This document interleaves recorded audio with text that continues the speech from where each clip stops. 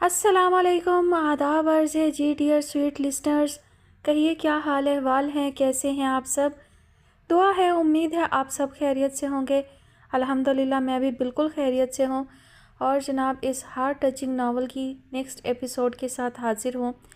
Novel کی فرمائش ہم سے کی ہے بلال کنگ نے۔ ناول کا نام ہے بساط دل، مصنفہ ہیں آمنہ ریاض، اور آج آپ سنیں گے اس کی قسط نمبر 18۔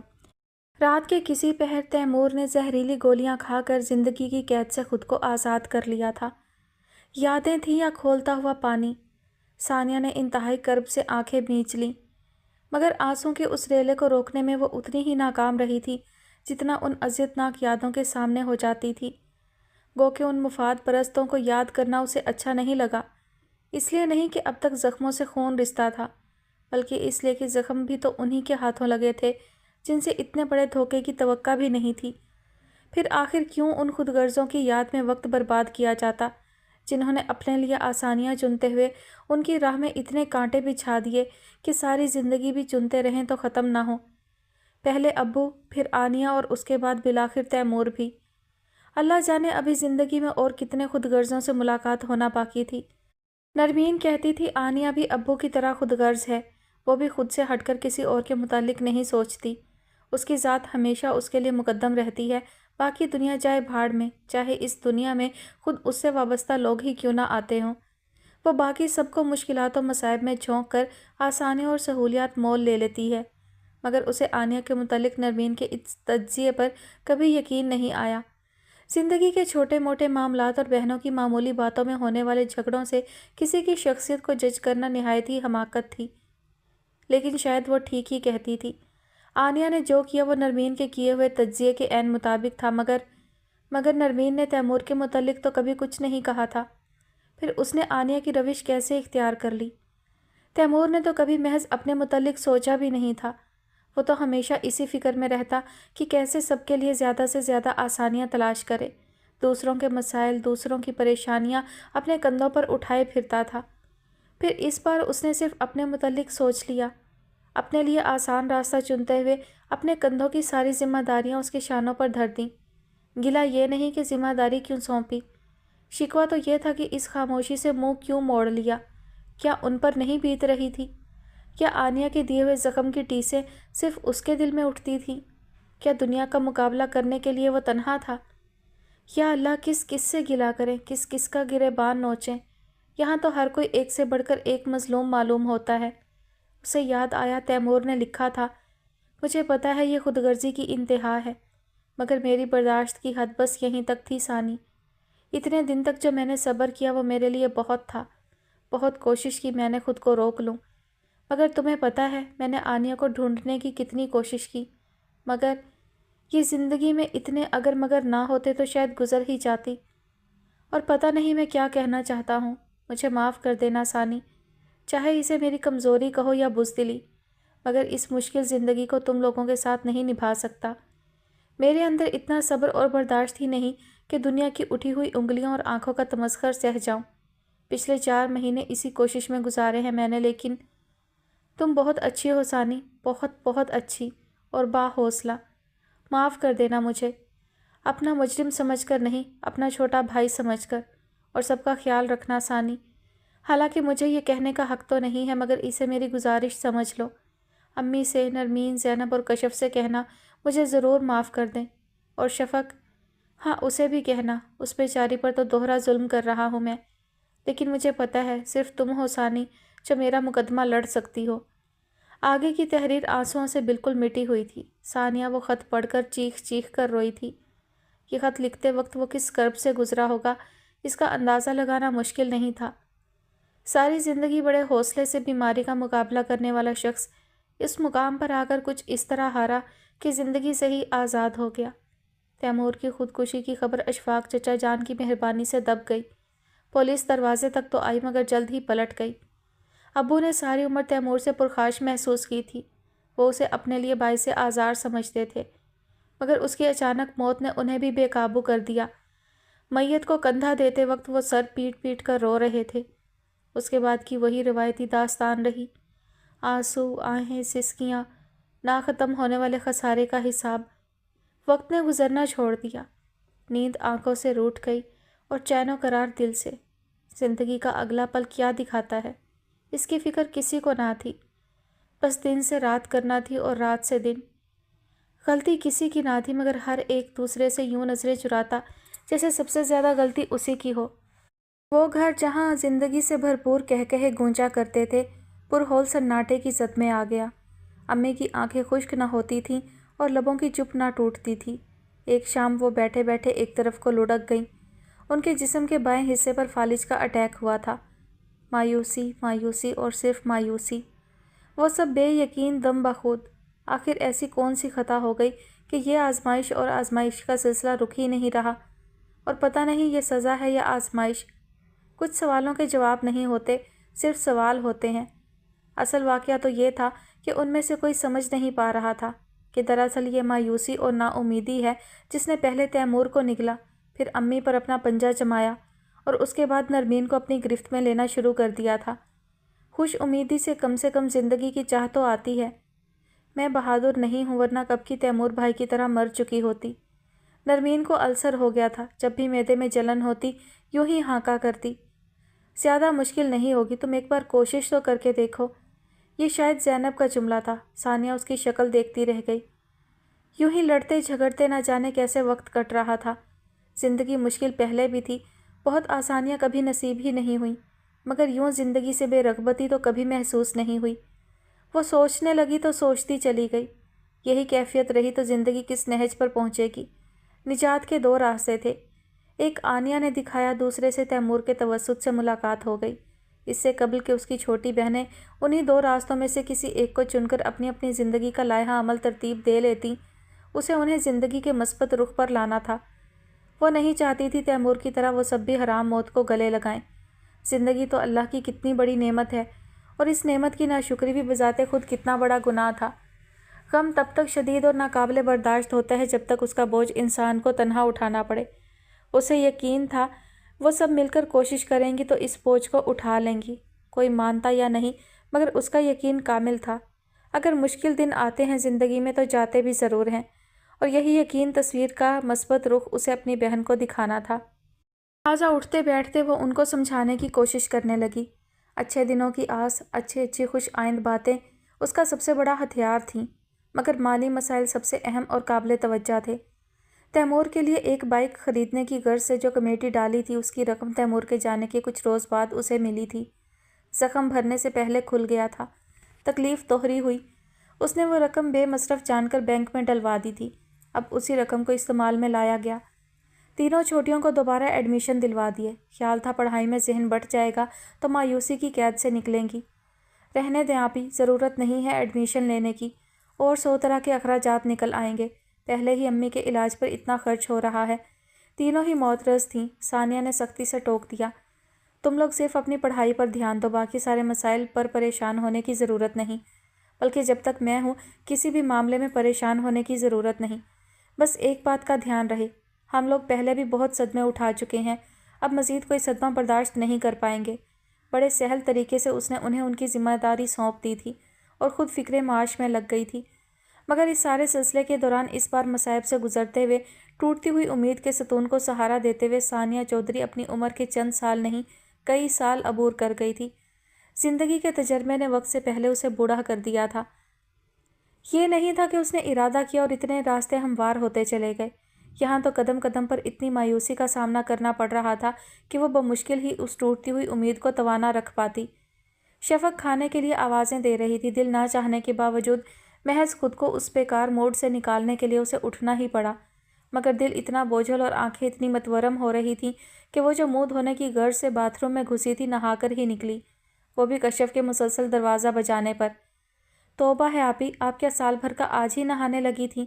میں اتنی دیر سے دروازہ کھٹکھٹا رہی ہوں، اب تو مسز شہباز فون بند بھی کر چکی ہوں گی۔ ثانیہ جو اس کی بات بے پرواہی سے سنتی اپنے بال تولیے سے جھاڑنے لگی تھی، ایک دم چونک کر اس کی شکل دیکھنے لگی۔ مسز شہباز کا فون تھا؟ پچھلے 15 منٹ سے ہولڈ پر رکھا ہوا ہے، اس نے کہا۔ ثانیہ تیزی سے اندر کی جانب لپکی، فون اٹھایا۔ مسز شہباز نے انٹرویو کے متعلق پوچھنے کے لیے ہی فون کیا تھا۔ انہوں نے تو اپنی طرف سے اسے 100% یقین دلا کر بھیجا تھا کہ نوکری مل جائے گی، مگر اس سے ساری روداد سن کر بولی، میں نے تو لالا جان کو بہت تاکید کی تھی۔ اچھا میں ان سے دوبارہ بات کرتی ہوں، ہو سکتا ہے کوئی مس انڈرسٹینڈنگ ہو گئی ہو۔ آمین، ثانیہ نے دل ہی دل میں کہا۔ مسز شہباز فون بند کر چکی تھیں تو وہ دل ہی دل میں دعائیں کرنے لگی۔ شفق سب سے پہلے تھک کر گھر بیٹھ گئی تھی۔ مجھ سے نہیں ہوتا ثانیہ، وہاں اسکول میں بھی آنیہ کے متعلق ساری بات پھیل چکی ہے۔ لوگ تیمور کے انتقال کی تعزیت کے لیے نہیں آتے بلکہ زخم کریدنے آتے ہیں۔ اس روز اسکول جانے سے انکار کرتے ہوئے وہ سسک اٹھی تھی۔ ثانیہ کو مایوسی تو ہوئی مگر شفق کو بھی تیمور کی طرح حالات کی نظر کر دینے سے بہتر یہی لگا کہ اسے مجبور نہ کرے۔ اس وقت تک وہ اپنی سابقہ اکیڈمی کا چکر لگا آئی تھی اور یہ اس کی آس بھی بری طرح ٹوٹی تھی۔ اس کے ملازمت ترک کر دینے کے 2 ماہ بعد ہی فاروق صاحب فیصل آباد شفٹ کر چکے تھے اور اکیڈمی کی عمارت کی جگہ اب ایک پلازا تعمیر ہو رہا تھا جو کہ تقریباً تکمیل کے مراحل میں تھا۔ اس کے بعد اس نے ان گھرانوں کا قصد کیا جہاں وہ پڑھاتی رہی تھی۔ انہی گھرانوں میں سے ایک گھر مسز شہباز کا تھا، لیکن مسز شہباز بنگلہ چھوڑ چکی تھیں جبکہ دیگر گھرانوں میں اسے مختلف وجوہات کی بنا پر نہیں رکھا گیا۔ البتہ موجودہ ٹیوٹر کی غیر موجودگی میں اسے رکھ لینے کی آس دلائی تھی۔ محض آس سے پیٹ تو نہیں بھرے جا سکتے، سو وہ نوکری کی تلاش میں حقیقتاً ماری ماری پھرنے لگی۔ اچھے اور بڑے معیار کے اسکولز کے اپنے رولز اینڈ ریگولیشن تھے۔ زیادہ تر جگہوں پر اسے یہی جواب ملا کہ یہ سیشن کا مڈ چل رہا ہے اور نیو اپائنٹمنٹ تو سال کے شروع میں ہی کیے جاتے ہیں، یا نوکری نہ دینے کی کچھ اور وجوہات تھیں۔ بالآخر اس نے ایک چھوٹے اور اپنے معیار سے کہیں کم تنخواہ والے اسکول میں نوکری کر لی جہاں کام زیادہ اور پیسے انتہائی کم تھے۔ وہ مطمئن تو خیر نہیں تھی مگر کچھ نہ ہونے سے کچھ ہونا بہتر ہے۔ ساتھ ہی ساتھ اس نے اپنی کوششیں بھی جاری رکھیں۔ اسکولز یا اکیڈمیز کا خیال تو اس نے چھوڑ دیا تھا جبکہ آفس جابز کے لیے کہیں بھی وہ موزوں نہ تھی۔ نامکمل تعلیم، تجربے کی کمیابی اور اکثر ہی ماحول اس کی راہ میں رکاوٹ بنتے رہے۔ ایسے ہی ایک مایوسی بھرے دن میں مسز شہباز سے ملاقات ہو گئی۔ انہوں نے بسط اصرار اسے اپنی کار میں بٹھا لیا تھا۔ کہاں ہو بھائی تم؟ ایسی گئیں کہ پلٹ کر خبر تک نہ لی۔ دوسری طرف میرے بچے ہیں کہ اب تک تمہیں یاد کرتے ہیں۔ اتنے ٹیوٹر بدلے مگر مجال ہے جو تمہاری طرح پڑھا سکا ہو۔ میں آپ کے پرانے گھر گئی تھی مگر پتہ چلا آپ گھر تبدیل کر چکی ہیں۔ آج کل کس ٹیوٹر سے ٹیوشن لے رہے ہیں بچے؟ ایکچولی میں آج کل فارغ ہی ہوتی ہوں، ثانیہ نے جلدی سے کہا، مبادہ موقع ہاتھ سے نکل ہی نہ جائے۔ ہیں فارغ ہوتی ہو سے کیا مراد ہے؟ تمہارے تو بھائی نے منع کر رکھا تھا نا۔ انہوں نے اسی بات کا حوالہ دیا جس کی بنیاد پر اس نے ملازمت ترک کی تھی اور ان کے بے حد اصرار پر بھی وہ ملازمت جاری نہیں رکھ سکی تھی۔ ثانیہ کو انہیں تیمور کے انتقال کے متعلق وہی فرضی کہانی سنانا پڑی جو اب تک سبھی لوگوں کو سناتی آئی تھی اور جس پر بہتوں کو یقین بھی نہیں تھا۔ اوہ ویری سیڈ، بچپن سے بیمار تھا تمہارا بھائی؟ جی، دل میں سوراخ تھا اس کے۔ اس جھوٹی کہانی میں بس یہی بات سچی تھی۔ تو علاج نہیں کروایا؟ انہوں نے اگلا سوال کیا۔ بہت کروایا لیکن موت کو کون ٹال سکتا ہے؟ مسز شہباز تعصب سے سر ہلاتی رہیں پھر بولی، آج کل کہاں جاب کر رہی ہو؟ ثانیہ نے بتا دیا۔ مجھے بہت خوشی ہوتی ثانیہ کہ تم پھر سے میرے بچوں کو پڑھانا شروع کرتی، مگر مسئلہ یہ ہے کہ ہم لوگ تو بس کچھ ہی دنوں تک UAE شفٹ ہو رہے ہیں۔ میرے ہسبینڈ کا بزنس بھی وہیں ہے، بچے بھی اب وہیں پڑھیں گے، اس لیے کم سے کم اس معاملے میں تمہاری کوئی مدد نہیں کر سکتی۔ انہوں نے بڑے آرام سے اسے مایوس کیا، پھر اچانک بولی، البتہ یہ ہو سکتا ہے کہ میں تمہیں اپنے لالا جان کے آفس میں کام دلوا دوں۔ کیا خیال ہے کسی آفس میں کام کرنے کی اجازت مل جائے گی تمہیں؟ اور وہ انکار کیسے کر سکتی تھی؟ مسز شہباز نے اسے وزٹنگ کارڈ دے کر 2 روز بعد جانے کے لیے کہا تھا اور اس کے بعد جو کچھ ہوا وہ بتانے کی ضرورت تو نہیں تھی۔ اب آ جاؤ ثانی، سب کچھ پھر سے ٹھنڈا ہو رہا ہے۔ شفق کی آواز پر وہ چونکی، چٹائی پر کھانا لگائے وہ اسی کے انتظار میں تھی۔ امی کو سلام بھی نہیں کیا میں نے، سو رہی ہیں بعد میں کر لینا، شفق نے ہاٹ پاٹ سے روٹی نکالتے ہوئے کہا۔ ثانیہ سر ہلاتی دسترخوان پر آ بیٹھی لیکن ذہن مسلسل ہی مسز شہباز کی جانب لگ رہا تھا۔ کم سے کم اب تو امید بھر آئے، اس نے بہت صدقے دل سے دعا کی تھی۔ شمسہ اتنی گہری سوچ میں تھی کہ جہانگیر لاشاری کے کمرے میں داخل ہونے کا علم بھی نہیں ہو سکا، حالانکہ وہ تو ایک ایک پل کی خبر رکھنے والی اور قدم قدم پر نچھاور ہونے کا جذبہ رکھنے والی بیوی تھی۔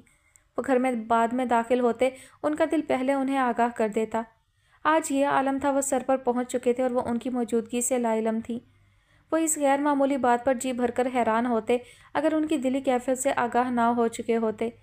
چند لمحے منتظر رہنے کے بعد انہیں متوجہ کرنے کے لیے جہانگیر لاشاری کو کھنکارنا پڑا۔ شمسہ نے غائب دماغی سے گردن موڑ کر انہیں دیکھا اور پھر بری طرح سے چونکی۔ ارے آپ کب آئے؟ السلام علیکم۔ اب تو بہت دیر ہو گئی جناب، لیکن آپ کو علم ہی نہیں، ویسے بھی اس عمر میں وہ پہلے جیسی بات کہاں رہتی ہے۔ ٹائی کی ناٹ ڈھیلی کرتے ہوئے وہ بڑے ہلکے پھلکے انداز میں قدرے خوشگواریت سے کہہ رہے تھے۔ شمسہ بوجھل دل اور متورم آنکھوں کے ساتھ پھیکی سی مسکراہٹ لبوں پر سجا کر بولی، عمر تو اتنی ہی ہوتی ہے جتنی انسان محسوس کرے، ویسے آپ کیا محسوس کرتے ہیں؟ ایک دم ینگ اور فریش، بلکہ اگر آپ ہمارا ساتھ دیں تو آپ کا ہاتھ تھام کر کسی سبزہ زار میں محبت بھرے گیت بھی گا سکتا ہوں، میری تو بڑی خواہش ہے۔ ان کے انداز میں شریر سی سنجیدگی تھی۔ اتنی بوجھل کیفیت کے باوجود بھی شمسہ کو ہنسی آ گئی۔ جہانگیر لاشاری کا مقصد پورا ہو گیا تو خود بخود ایک طمانینت بھرا احساس اندر تک اترنے لگا۔ انہوں نے بڑی چاہ سے اپنی شریک حیات کو دیکھا، جن کا چہرہ کچھ ہنسی اور کچھ اس انوکھی فرمائش کے احساس سے سرخ ہو رہا تھا۔ جو کام جوانی میں نہ کیے وہ اس عمر میں کرتے کیسے لگیں گے؟ دنیا خوب ہنسے گی کہ بڈھا بڈھی پاگل ہو گئے ہیں، جوان اولاد کے سامنے خوب ہی تماشا لگے گا۔ وہ تو ایسے ہو رہی تھیں جیسے معمولی سی بھی لچک دکھائی تو جہانگیر صاحب زبردستی ہاتھ پکڑ کر لے جائیں گے۔ ہمارے بچے تو بہت خوش ہوں گے کہ ہمارے پیرنٹس کتنے زندہ دل ہیں۔ ویسے یہاں بیٹھ کر تو ہم صرف اندازے ہی لگا سکتے ہیں، کیوں نہ پریکٹیکل کر کے دیکھا جائے؟ ان کا انداز ہنوز تھا۔ شمسہ کی ہنسی میں اضافہ ہوا۔ آپ بھی نہ بس کھانا لگواؤں؟ ویسے آپ آج دیر سے آنے والے تھے نا؟ بات بدلنے کی شعوری کوشش کرتے ہوئے انہیں اچانک یاد آیا تھا۔ بس موڈ نہیں بن رہا تھا اس لیے آ گیا۔ کچھ ویکنیس بھی فیل ہو رہی تھی۔ ان کا جملہ مکمل بھی نہیں ہوا تھا کہ شمسہ کو تشویش لاحق ہو گئی۔ کیا ہوا؟ طبیعت تو ٹھیک ہے نا؟ اسی لیے منع کر رہی تھی کہ کچھ روز آفس نہ جائیں۔ میں ٹھیک ہوں شمسہ، کہا نا صرف ویکنیس فیل ہو رہی ہے۔ انہوں نے اطمینان دلانا چاہا مگر شمسہ کا ان کی صحت کے معاملے میں مطمئن ہو جانا اتنا آسان نہیں تھا، اور اب تو بہت دن کیا کچھ دن تک بھی گھر میں رکا نہیں جا سکتا۔ باقاعدگی سے ہی آفس جانا پڑا کرے گا۔ گو کہ کچھ اور بھی قابل بھروسہ لوگ ہیں لیکن ان میں کوئی ایک بھی شاہ نواز جیسا نہیں ہے۔ میرا خیال ہے شاہ نواز کے بعد میں کسی دوسرے شخص پر اتنا اعتماد نہیں کر سکتا۔ ان کا انداز پرسوچ تھا۔ شاہ نواز کے بعد؟ شمسہ نے چونک کر ان کی شکل دیکھی۔ کیا مطلب؟ جہانگیر لاشاری چند لمحے سامنے والی دیوار کی طرف دیکھتے رہے، پھر ان کی طرف دیکھتے ہوئے گہری سنجیدگی سے بولے، اس نے ریزائن کر دیا ہے۔ شمسہ کچھ لمحے کچھ بول ہی نہ سکیں۔ حنان گھر چھوڑ کر چلا گیا ہے، انہوں نے گہرے دکھ کے ساتھ اطلاع دی۔ جہانگیر ذرا بھی نہ چونکے کیونکہ اسوا انہیں پہلے ہی اطلاع دے چکی تھی۔ وہ گھر بھی اسی لیے جلدی آئے تھے تاکہ شمسہ کا دکھ بانٹ سکے۔ ایک بات کہوں شمسہ، میری بات سے کوئی غلط مطلب اخذ مت کرنا۔ تمہیں پتہ ہی ہے میں نے حنان اور اسوا میں کبھی کوئی فرق روا نہیں رکھا۔ حنان جو بھی کہے یا سمجھے مگر اس معاملے میں کم سے کم میرا ضمیر بالکل مطمئن ہے کہ حنان کے معاملے میں نے بالکل سگے باپ کی طرح اپنی ذمہ داریاں نبھائی ہیں، اور اس کے گھر سے جانے پر بھی مجھے تشویش ہے، لیکن میرا خیال ہے ہمیں ریلیکس رہنا چاہیے۔ حنان کا یہ رویہ ہمارے لیے کوئی نیا تو نہیں ہے، اس سے پہلے بھی وہ بغیر بتائے گھر سے غائب ہوتا رہا ہے۔ اس بار فرق صرف اتنا ہے، باقاعدہ اعلان کر کے گیا ہے۔ مجھے یقین ہے شمسہ وہ واپس لوٹ کر یہاں ہی آئے گا۔ وہ نہیں آئے گا جہانگیر، آپ نے اس کے تیور نہیں دیکھے؟ وہ یکدم سسک اٹھی تھیں۔ جہانگیر لاشاری نے بے ساختہ ان کے شانوں پر اپنا بازو پھیلایا۔ مجھ پر آپ کو تھوڑا سا بھی یقین ہے تو بھروسہ رکھیں، وہ واپس ضرور آئے گا، اتنا تو میں اس کے مزاج کو سمجھتا ہی ہوں۔ ہم کچھ عرصہ اس کی واپسی کا انتظار کرتے ہیں، بالفرض میرا اندازہ غلط ثابت ہو جاتا ہے اور وہ نہیں آتا تو میں اسے ضرور لے آؤں گا، خواہ مجھے ہاتھ ہی کیوں نہ جوڑنا پڑے۔ اللہ کرے آپ کا اندازہ درست ہو، شمسہ نے بڑے صدقے دل سے دعا کی تھی۔ پھر کچھ خیال آیا تو ان کی شکل دیکھنے لگی۔ اور شاہ نواز؟ میں سمجھتا ہوں اس کا رد عمل بھی بالکل درست ہے۔ حنان ہمارا بیٹا ہے، وہ کیوں اس کی الٹی سیدھی برداشت کرے؟ لیکن نوکری چھوڑنے کا فیصلہ سراسر جذباتی ہے۔ میں نے اسے 2 ماہ کا نوٹس دینے کے لیے کہا ہے۔ خیال تو یہی ہے کہ اس دوران اس کا غصہ ٹھنڈا ہو جائے گا۔ گو کہ میں نے شاہ نواز کو بھی اپنے بیٹے سے کم نہیں سمجھا، لیکن جو حیثیت اس کی آفس میں ہے اس کو کسی صورت نظر انداز نہیں کیا جا سکتا۔ مجھے ایسا لگتا ہے اس کی مدد کے بغیر میں بزنس چلا ہی نہیں سکتا۔ بہت انحصار کرتا ہوں میں اس پر، اور اس کے جانے کے بعد کیا ہوگا میں کچھ نہیں کہہ سکتا۔ ان کی آواز شکستہ تھی۔ میں شاہ نواز سے بات کروں؟ شمسہ نے کہا۔ نہیں بالکل نہیں، انہوں نے فوراً ٹوک دیا۔ میں چاہتا ہوں چند دن میں وہ تھوڑا ریلیکس ہو جائے، پھر اسے راضی کرنا قدرے آسان ہو جائے گا۔ اگر ابھی سے کوئی بات کی تو وہ اسے ایموشنل بلیک میلنگ بھی سمجھ سکتا ہے۔ خیر یہ تو اب مستقل مسائل ہیں، ہو سکتا ہے آخری سانس تک چلیں۔ ایک اچھی سی کافی پلوائیں آپ، انہوں نے فرمائش داغ دی۔ میں ولی بابا سے کہتی ہوں، شمسہ فوراً مستعد ہوئی۔ ولی بابا سے نہیں بھائی، آپ کے ہاتھ کی کافی پینا ہے آج، زیادہ شوگر اور کم کریم کے ساتھ، میں تب تک فریش ہو لوں۔ جہانگیر کا مقصد انہیں بھی سابقہ موڈ سے نکالنا تھا۔ شمسہ فوراً ہی اٹھ کھڑی ہوئی۔ اتنی مدت بعد شوہر نے کوئی فرمائش کی تھی، کیسے پوری نہ کرتی؟ لیکن کافی بنانے تک بھی ان کے ذہن میں حنان اور شاہ نواز ہی چکراتے رہے تھے۔ بے شک حنان انہیں زیادہ عزیز تھا، مگر شاہ نواز سے محبت بھی کچھ کم نہ تھی، اور اب اس کی خفگی کا احساس بھی مارے دے رہا تھا، ورنہ حنان کے چکر میں وہ تو اسے بھول ہی گئی تھی۔ کافی لے کر بیڈ روم میں آئی تو جہانگیر گیلے بالوں میں تولیہ رگڑتے موبائل پر بات کر رہے تھے۔ زری کا فون تھا۔ چند لمحے انہوں نے موبائل رکھتے ہوئے اطلاع دی، خیریت؟ ایک تو یہ کہ کسی لڑکی کی جاب کے لیے کہا تھا، حالانکہ میں شاہ نواز کو تاکید بھی کر آیا تھا، پھر بھی پتہ نہیں کیا ہوا کہ اس نے اس لڑکی کو مایوس لوٹا دیا۔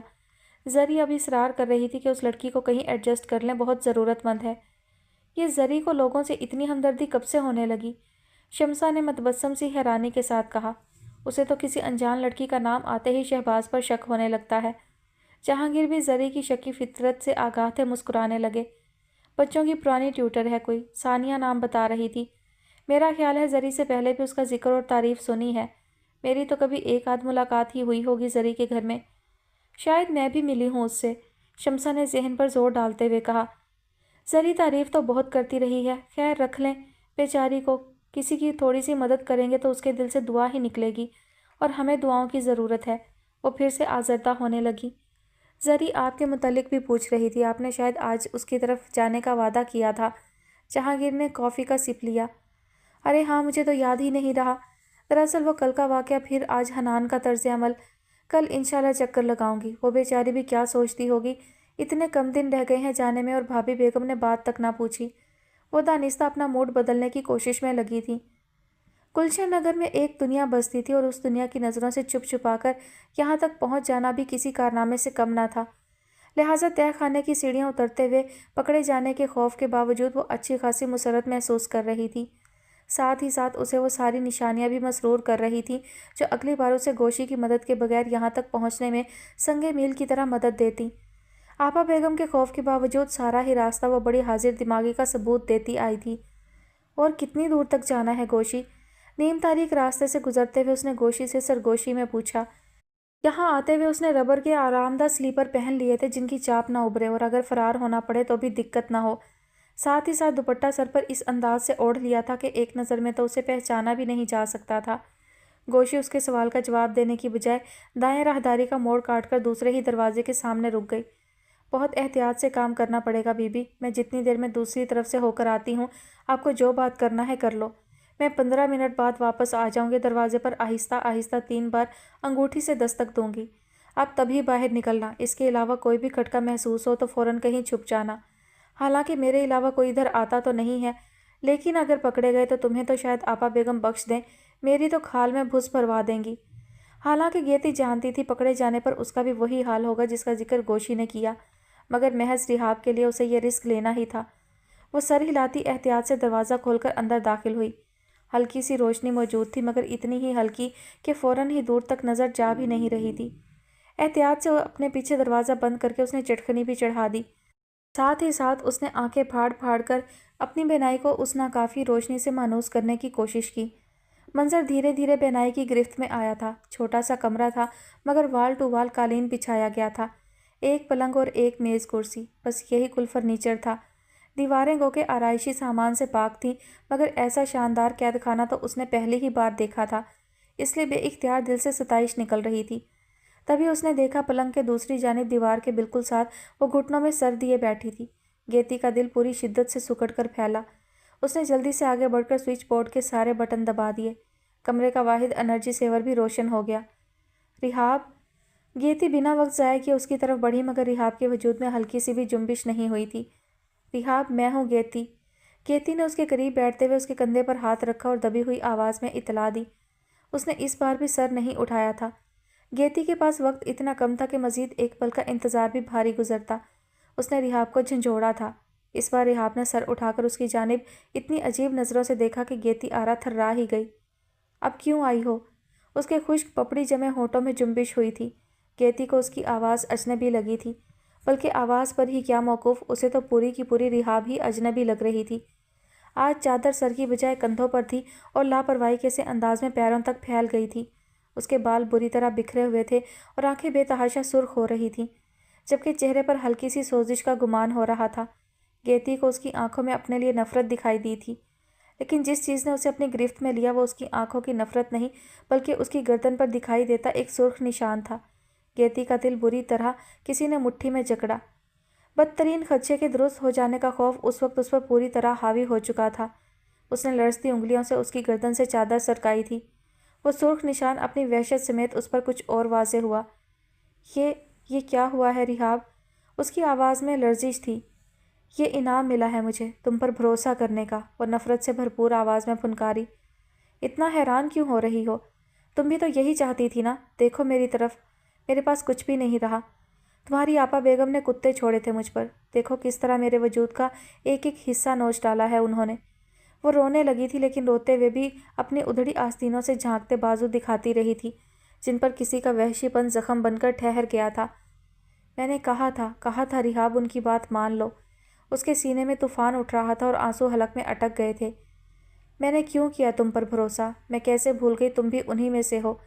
وہ اب سر پر ہاتھ رکھے رو رہی تھی۔ کیتی کا ذہن معاف ہو رہا تھا۔ اپنی مرضی سے دلدل میں اترنا اور بات ہے، جبکہ دلدل میں زبردستی دھکیلے جانے والے کو اپنی زندگی بچانے کی جدوجہد میں ناکام ہوتے دیکھنا ایک بالکل ہی الگ تجربہ۔ میں نے کچھ نہیں کیا ریحاب، اللہ کی قسم میں تو تمہیں بچانے آئی، اس نے کہنا چاہا مگر ریحاب نے اسے زور سے دھکا دیا تھا۔ وہ پیچھے الٹ گئی تھی۔ جھوٹی کمینی بدذات، تم ہو ہی گندی نالی کا کیڑا۔ جب بچا سکتی تھیں تو بچایا نہیں۔ اب کون سی نئی چال چلنے آئی ہو؟ دروازہ کھلا چھوڑ کر اپنی اس ذلیل سگی کو اطلاع دے دی۔ مر جاؤ تم گیتی، اللہ کرے تمہیں ایسی سسکتی ہوئی موت آئے کہ دنیا عبرت پکڑے۔ کیڑے پڑے تمہاری میت کو۔ مجھ غریب نے تمہارا کیا بگاڑا تھا؟ صرف مدد ہی تو چاہی تھی، لیکن تم ہو ہی پتھر۔ دل بھی سینے میں دھڑکتا ہے یا نہیں؟ میں نے آج تک کسی کو بد دعا نہیں دی مگر یہ دیکھو، جھولیاں بھر بھر کر بد دعائیں نکل رہی ہیں تمہارے لیے۔ کتنے لوگوں کا قرض ہے تمہارے کندھوں پر، ساری زندگی بھی چکاتی پھرو تو ہلکی نہیں ہوگی۔ مرنے کی دعا مانگو گی تو موت نہیں آئے گی۔ وہ جھولی پھیلائے اسے بد دعائیں دے رہی تھی۔ کیتی کا دل چاہا اس کے منہ پر ہاتھ رکھتے مگر اس میں ہمت ہوتی تو ایسا کرتی۔ اس کے سارے وجود پر لرزہ طاری ہو چکا تھا۔ اس نے بھاگ جانا چاہا مگر اٹھنے کی کوشش میں وہ دوبارہ گر گئی تھی۔ اس کے ہر مسام سے پسینہ بہہ رہا تھا اور ریحاب کی شکل کسی ڈائن کی شکل اختیار کر چکی تھی۔ کیتی نے زندگی میں پہلی بار اتنا خوف محسوس کیا تھا۔ وہ ریحاب کے بگڑے ہوئے نقوش سے خائف تھی یا اس کے لبوں سے نکلے الفاظ سے، اسے پتہ نہیں تھا۔ بس وہ رونے لگی تھی کانپتی ہوئی۔ وہ اپنے آنسوؤں سے بالکل بے نیاز تھی، البتہ اس کے دل میں طوفان اٹھا ہوا تھا مگر اس کی ساری حرکت و عمل کی قوتیں بیکار ہو چکی تھیں۔ میری بربادی کی ذمہ دار تم ہو گیتی، صرف تم پچھتاؤ گی، اللہ کرے تم پچھتاؤ۔ وہ حلق کے بل چنگھاڑتی ہوئی اس پر جھپٹی تھی۔ کیتی نے خوفزدہ ہو کر آنکھیں بھینچ لیں۔ اگلے ہی پل اپنی ساری ہمت جمع کر کے اس نے ریحاب کو دھکیلا اور بھاگ کھڑی ہوئی۔ دروازے سے ٹکرائی مگر اتنی ہی تیزی سے چٹخنی گراتی باہر نکلی اور آنکھیں بند کیے اسی طرف بھاگتی چلی گئی جہاں سے چلی آئی تھی۔ اپنے پیچھے لپکتی افریت کے خوف نے اسے سامنے آ جانے والے ہر خوف سے بے نیاز کر دیا تھا، جبکہ گوشی تالا لگاتی اس کے عقب میں دوڑی تھی۔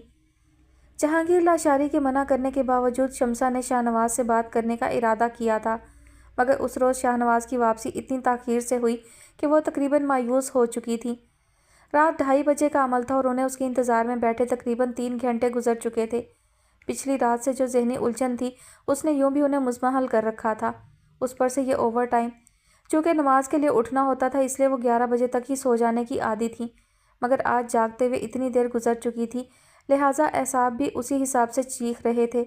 لیکن شاہ نواز کی گاڑی کا ہارن سن کر وہ جیسے از سر نو تازہ دم ہوئی تھیں، مگر شاہ نواز نے انہیں اپنا منتظر پا کر اچھی خاصی ندامت محسوس کی تھی۔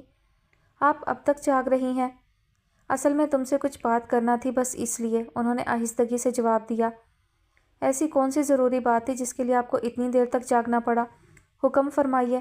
ان کے پیروں کے قریب فلور کشن گھسیٹ کر بیٹھتا وہ معمول کے انداز میں کہہ رہا تھا۔ شمسا کی ندامت میں اضافہ ہوا تھا۔ انہوں نے آہستگی سے اس کے گھنے بالوں پر ہاتھ پھیرا۔ مجھے حنان کے عمل کی معافی مانگنا تھی۔ ان کی آواز میں اتنی شرمساری اور آواز اتنی آہستہ تھی کہ جیسے اپنے گناہ کا اقرار کر رہی ہوں۔ چھوڑے خالہ، یہ تو معمول کی بات ہے، اس نے بیزاری سے کہا۔ اور آپ کیوں معافی مانگ رہی ہیں؟ آپ کی تو غلطی ہے ہی نہیں اور میں حنان کی طرح بالکل بے وقوف نہیں ہوں کہ خفگی کسی سے ہو جتاؤں کسی کے ساتھ، یا غلطی کسی اور کی ہو اور سزا کسی اور کو دوں۔ اللہ اتنی ذہانت اسی کو مبارک کرے۔ الحمدللہ مجھے حالات و واقعات کے ساتھ ساتھ انسانوں کو پرکھنا بھی آتا ہے، وہ بے حد سرد مہری سے کہہ رہا تھا۔ شمسا کے دل کو کچھ ہوا تھا، مگر حنان کا مقدمہ لڑنے سے بہتر تھا وہ بات کی جائے جس کے لیے وہ اتنی رات گئے تک اس کی منتظر تھی۔ ایسی بات ہے تو استعفیٰ کیوں دیا ہے؟ آفس کیوں چھوڑ رہے ہو؟ جبکہ جانتے ہو جہانگیر کو تمہاری کتنی ضرورت ہے، انہوں نے سرعت سے کہا تھا۔ میں احسان فراموش نہیں ہوں خالہ امی، نہ ہی مطلب پرست ہوں، شاہ نواز نے گہری سانس بھرتے ہوئے کہا۔ جب میرے اپنوں نے مجھے ٹھکرایا تھا تو آپ اور سر تھے جنہوں نے مجھے سہارا دیا تھا۔ اپنے محسن کو میں کیسے بھول سکتا ہوں؟ میری زندگی بھی کسی کام آ سکی تو وہ بھی دوں گا۔ بخت انٹرپرائزز میں اپنی خدمات پیش کرنا تو بے حد معمولی بات ہے۔ استعفیٰ دینے کا فیصلہ میں نے ضد یا غصے میں آ کر نہیں، بلکہ یہ فیصلہ تو میں بہت پہلے کر چکا تھا۔ البتہ اب اس فیصلے پر عمل کرنے کی ایک ٹھوس وجہ بھی مل گئی۔ مجھے لگتا ہے خالہ اس گھر کے بہت سے مسائل صرف میرے یہاں رہنے کی وجہ سے بھی ہیں۔ حنان کو یہی تو شکایت ہے کہ جو اختیارات اس کے پاس ہونا چاہیے وہ میرے پاس کیوں ہیں؟ میں تو بخت انٹرپرائزز کا ایک معمولی سے امپلائی ہوں خالہ۔ اگر میرے جانے سے مسائل حل ہو سکتے ہیں تو میرا خیال ہے مجھے چلے ہی جانا چاہیے۔ حالانکہ میں نے حنان سے خود کو کبھی کمپیئر نہیں کیا، لیکن اگر پھر بھی وہ مجھے اپنا کمپیٹیٹر سمجھتا ہے تو میں کیا کر سکتا ہوں سوائے اس کے کہ یہاں سے چلا جاؤں۔ میرا خیال ہے میرے یہاں سے چلے جانے کے بعد وہ کافی اچھا محسوس کرے گا۔ کیا مطلب؟ شمسا نے حیرانی سے اس کی جانب دیکھا۔ تم کہاں جا رہے ہو؟ اللہ کے لیے شاہ نواز اب کوئی ایسی بات نہ کہہ دینا کہ میرا ہارٹ فیل ہو جائے۔ حنان کیا کم ہے مجھے دکھ دینے کے لیے؟ خوشی کے مارے ہارٹ فیل ہو تو دوسری بات ہے، وگرنہ ابھی تو آپ کو میری شادی میں بھی شریک ہونا ہے۔ اس نے بات کو ہلکا پھلکا تاثر دینے کی کوشش کی تھی۔ ٹاؤن شپ میں میں نے قسطوں پر ایک چھوٹا سا اپارٹمنٹ لے لیا ہے اور کل تک میں انشاءاللہ وہیں شفٹ ہو جاؤں گا۔ ویسے تو میرا ارادہ تھا کہ گھر کو اچھی طرح مینٹین کر کے پھر آپ سب کو اسپیشلی انوائٹ کروں گا، لیکن اگر کل ہی آپ میرے ساتھ میرا گھر دیکھنے چلیں تو مجھے بہت خوشی ہوگی۔ اس نے ان کا ہاتھ تھام کر بڑی محبت سے کہا تھا۔ شمسا اس کی جانب دیکھتی رہی، پھر گہرا سانس بھر کر اپنا ہاتھ چھڑاتے ہوئے صوفے کی پشت سے ٹیک لگا لی۔ کچھ کہنے کو منہ کھولا پھر بند کر لیا۔ وہ چہرے اور انداز سے بے حد مضطرب لگ رہی تھی، جیسے خود بھی سمجھ نہ پا رہی ہوں کہ کس قسم کے رد عمل کا اظہار کریں۔ تم نے گھر لے لیا ہے یہ بہت خوشی کی بات ہے، لیکن وہاں جانے کا فیصلہ سراسر جذباتی ہے، وہ روحانسی ہو کر بولی۔ جذباتیت ہے تو بھی ٹھیک ہے، اس نے ایک بار پھر کہا۔ یہاں سے جانے کا فیصلہ تو مجھے بہت پہلے ہی کر لینا چاہیے تھا۔ حنان اکثر طنز کرتا ہے، باہر والے کیا کچھ نہ کہتے ہوں گے، ویسے بھی میں اب کوئی 16-17 سال کا لڑکا تو ہوں نہیں کہ خود کو سنبھال نہ سکوں۔ ہو سکتا ہے ابھی آپ کو میرا فیصلہ جذباتی اور اہم کانہ لگ رہا ہو، لیکن کچھ دن گزریں گے تو آپ پر خود بخود میرے یہاں سے جانے کے فیصلے کے مثبت پہلو نمایاں ہو جائیں گے۔ شمسا کی آنکھوں سے آنسو بہہ نکلے تھے۔ شاہ نواز نے ہاتھ بڑھا کر آنسو پونچھ ڈالے۔ میں آپ کی محبت اور احسان کی بہت قدر کرتا ہوں خالہ، اور یہ آپ کی محبت ہی ہے جس نے حنان کی بدتمیزیوں کے باوجود مجھے یہاں سے جانے نہیں دیا۔ کئی بار ایسا ہوا کہ میں نے جانے کا ارادہ کیا اور آپ کی محبت نے میرے پیروں کو جکڑ لیا، مگر اب میں یہاں نہیں رک سکتا۔ حنان کے گھٹیا پن کی انتہا آپ دیکھ ہی چکی ہیں۔ میں جانتا ہوں یا میرا اللہ کہ میں نے خود کو کس طرح روکا ہے۔ بلیو می، اس کی جگہ کوئی اور ہوتا تو میں اسے زندہ نہیں چھوڑتا۔ میں یہاں رہوں گا تو پھر کوئی نہ کوئی ایسی بات ہوگی جس پر حنان کو تماشا کرنے کا موقع ملے گا۔ میں نے اس بار خود کو روک لیا تھا خالہ، مجھے یقین ہے اگلی بار نہیں روک سکوں گا۔ وہ اپنے سابقہ ٹھہرے انداز میں کہہ رہا تھا۔ شمسا کے آنسوؤں میں روانی آ گئی، اور پھر وہ فوری طور پر قائل ہوئیں یا نہیں، لیکن اتنا ضرور سمجھ چکی تھی کہ شاہ نواز کو اس کے موقف سے ہٹانا تقریباً ناممکن ہے، وہ بھی اس صورتحال میں جبکہ وہ غلط بھی نہیں کہہ رہا تھا، لیکن ان کے دکھ میں بے حد اضافہ ہوا تھا جس کے فوری طور پر ختم ہونے کا کوئی امکان بھی دکھائی نہیں دے رہا تھا۔ اگلی صبح خود کو پوری طرح چاق و چوبند ظاہر کرنے کی شعوری کوشش کے باوجود اچھی خاصی مزمحل لگ رہی تھیں۔ جہانگیر لاشاری نے تو فوراً ہی محسوس کر لیا، لیکن جتانا یا اس کے متعلق استفسار کرنا مناسب نہ سمجھا، اور ناشتے کے دوران ہی زری کی طرف جانے کا ارادہ ظاہر کرتے ہوئے انہیں بھی تیار ہونے کا کہا۔ آپ ہو آئیے پلیز، میرا تو بالکل بھی موڈ نہیں بن رہا۔ انگلیوں کی پوروں سے کنپٹی پر دباؤ ڈالتے ہوئے انہوں نے تھکے ہوئے انداز میں کہا۔ ایسا لگ رہا ہے سر میں دھماکے ہو رہے ہیں، شاید نیند پوری نہ ہونے کا اثر ہے۔ ابھی کوئی ٹرینکولائزر لیتی ہوں اور کم سے کم بھی 12 گھنٹے تو ضرور سوؤں گی، شاید اس طرح دل کو قرار آ جائے۔ 12 گھنٹے؟ مائی گاڈ! نشوہ نے آنکھیں پھیلائیں۔ کوئی ضرورت نہیں ہے کسی الٹی سیدھی میڈیسن کا سہارا لینے کی، جہانگیر لاشاری نے فوراً ہی سختی سے ٹوک دیا۔ کسی پریشانی یا مصیبت میں ٹرینکولائزر جیسا عارضی سہارا لینے کا مطلب ہے ساری زندگی کے لیے اسے اپنے ساتھ چپکا لینا، اور یہ انسان کی سب سے بڑی کمزوری ہوتی ہے۔ آپ بس تیار ہو جائیں، زری کی طرف ہم ضرور جائیں گے۔ لیکن آپ کو آج کہیں اور جانا تھا۔ شمسا نے اس ارادے سے یاد دلایا کہ شاید کسی طرح بات ٹل جائے۔ میں آپ کو زری کی طرف ڈراپ کر کے چلا جاؤں گا، زیادہ سے زیادہ بھی 20-25 منٹ کا کام ہے۔ زری کو باتیں کرنے کا اتنا شوق ہے، یہ ہو ہی نہیں سکتا کہ کوئی اس کی کمپنی میں بوریت محسوس کرے۔ بالکل، اسوا نے بھی ہاں میں ہاں ملائی۔ آئی ایم شیور واپسی پہ آپ بہت فریش فیل کریں گی، اور ویسے بھی صرف پریشان ہونے سے تو کچھ نہیں ہوتا۔ اس پریشانی کا حل سوچا جائے جیسا کہ میں نے ڈھونڈا ہے۔ نشوا نے گلاس میں جوس انڈیلتے ہوئے بڑے آرام سے سب کو حیران کیا۔ کیا حل ڈھونڈا ہے؟ اسوا سب سے پہلے چونکی۔ یہ بڑا آسان حل ہے، مجھے حیرت ہے مما کہ اب تک یہ خیال آپ کو کیوں نہیں آیا۔ وہ کچھ زیادہ ہی تجسس پھیلانا چاہ رہی تھی۔ اسوا اکتا گئی۔ اب بتا بھی چکو۔ حنان بھائی کی شادی۔ اس نے بڑے طریقے سے بلی تھیلے سے باہر نکالی تھی۔ میز کے گرد موجود تینوں نفوس حیرانی سے اس کی شکل دیکھنے لگے۔ حنان بھائی کی شادی سب مسائل کا حل ہو سکتا ہے۔ مجھے اتنی عجیب نظروں سے مت دیکھیں، میں بہت سنجیدگی سے کہہ رہی ہوں۔ اگر حنان بھائی کی شادی کر دی جائے اور کوئی بہت اچھا لائف پارٹنر ان کو مل جائے تو ان کی سوچ کا انداز اور طرز زندگی بدل سکتا ہے۔ یہ تو بہت لانگ ٹرم پلاننگ ہے، شمسا نے گہری سانس بھرتے ہوئے مایوسی سے کہا۔ اول تو اچھی لڑکی کی تلاش کرنا ایک مسئلہ ہے، اور دوسری اور سب سے اہم بات یہ کہ بالفرض اچھی لڑکی مل بھی گئی تو حنان کو اس سے شادی پر راضی کون کرے گا؟ یہاں تو وہ کسی اور کا پسند کیا ہوا کھانا بھی ایک وقت میں نہیں کھاتا، شادی تو پھر پوری زندگی کا معاملہ ہے۔ تو خود کو تھکانے کی ضرورت ہی کیا ہے؟ جہانگیر لاشانی نے بھی بہت دلچسپی سے گفتگو میں حصہ لیا۔ آپ حنان سے کہیے وہ اپنی پسند کی لڑکی بتا دے۔ میرا خیال ہے نشوا بالکل ٹھیک کہہ رہی ہے۔ شادی کے بعد اس کے رویے میں مثبت تبدیلی ضرور آئے گی۔ امید تو اچھی ہی رکھنا چاہیے۔ کاش میں بھی آپ کے ہی جتنی خوش امید ہو سکتی۔ شمسا نے بہت افسردگی سے سوچا مگر کہا نہیں، اور خاموشی سے اپنے کمرے میں آ گئیں۔ مگر اس روز اتنی بددلی سے تیار ہوئی کہ شاید ہی پہلے کبھی ہوئی ہو۔ انگوری رنگ کی سفید کڑھائی سے مزین ساڑی، جولری وہی جو وہ روٹین میں پہنے رکھتی تھی، میک اپ کے نام پر بہت ہلکی بالکل نیچرل لک دیتی پنک کلر کی لپسٹک۔ جہانگیر لاشاری کو یہ تیاری کچھ خاص پسند نہیں آئی مگر ٹوکا بھی نہیں۔ البتہ گاڑی مین روڈ پر لاتے ہی اپنی ذمہ داری نبھانے کا آغاز ضرور کر دیا۔ منہ کیوں اتنا لٹکا ہوا ہے؟ گھما پھرا کر بات کرنا تو ان کی عادت بھی نہ تھی، پھر ازدواجی زندگی کا وہ موڑ آ چکا تھا جب گھما پھرا کر باتیں کی بھی نہیں جاتی۔ مجھے اتنی افسردہ شکل والی شمسا بالکل پسند نہیں، انہوں نے ہلکے پھلکے لہجے میں کہتے ہوئے گردن موڑ کر ایک گہری نظر ان پر ڈالی تھی۔ عادت ڈال لیں اسی شکل کی، کیونکہ اب تو کافی دن اسی افسردہ شکل کے ساتھ گزارا کرنا پڑے گا۔ شمسا نے شکایتی نظروں سے انہیں دیکھا۔ میرا ایک بیٹا گھر سے چلا گیا، دوسرا جانے کی تیاری میں ہے، اتنی افسردگی تو فرض بھی بنتی ہے۔ ان کا خفا خفا سا انداز جہانگیر لاشاری کے لبوں پر مسکراہٹ بکھیر رہا تھا، جسے انہوں نے شمسا کی مزید خفگی کے ڈر سے فوراً چھپا لیا۔ لیکن میں نے تو دونوں میں سے کسی سے بھی جانے کے لیے نہیں کہا، پھر مجھ سے جھگڑے کی وجہ؟ شمسا صبح ہی انہیں شاہ نواز کے متعلق بتا چکی تھی۔ جھگڑا کب کر رہی ہوں؟ وہ خفیف سا جھنجھلائیں۔ اور میں نے یہ کب کہا کہ آپ نے جانے کے لیے کہا ہے؟ میں تو صرف اتنا چاہتی ہوں کہ آپ ایک بار شاہ نواز سے بات کریں۔ مجھے 1% بھی یقین ہوتا کہ وہ مان جائے گا تو ضرور بات کرتا۔ وہ تحمل سے بولے، پھر آہستہ آہستہ وہی باتیں دہرانے لگے جو پچھلی رات سمجھاتے رہے تھے۔ نتیجتاً جس وقت گاڑی کی رکی وہ ذہنی طور پر حالات سے سمجھوتہ کرنے کے لیے تیار ہو چکی تھی، البتہ دل ابھی بھی بوجھل تھا۔ جہانگیر صاحب کو جلدی تھی، وہ کچھ دیر آنے کا کہہ کر گیٹ سے ہی پلٹ گئے، اور جب ان کی گاڑی کالونی کا موڑ مڑ چکی تب چوکیدار نے بتایا کہ زری بی بی تو گھر پر موجود ہی نہیں ہے، شاپنگ کے لیے گئی ہیں۔ شمسا کو بے حد اکتاہٹ ہوئی۔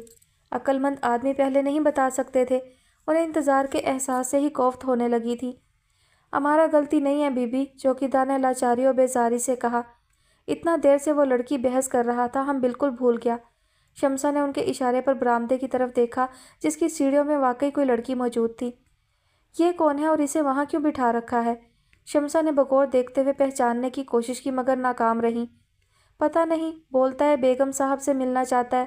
ہم سمجھایا بی بی کہ بیگم صاحب گھر پر نہیں ہے، مگر وہ مانتا ہی نہیں، بڑی منت کر رہا تھا کہ موسم خراب ہے، بیگم صاحب کا انتظار کرنے دو۔ پتہ نہیں کون ہے، ہم نے پہلے تو کبھی نہیں دیکھا، اسی لیے اندر بھی جانے نہیں دیا۔ اچھا میں دیکھتی ہوں، شمسا نے پرسوچ انداز میں کہا۔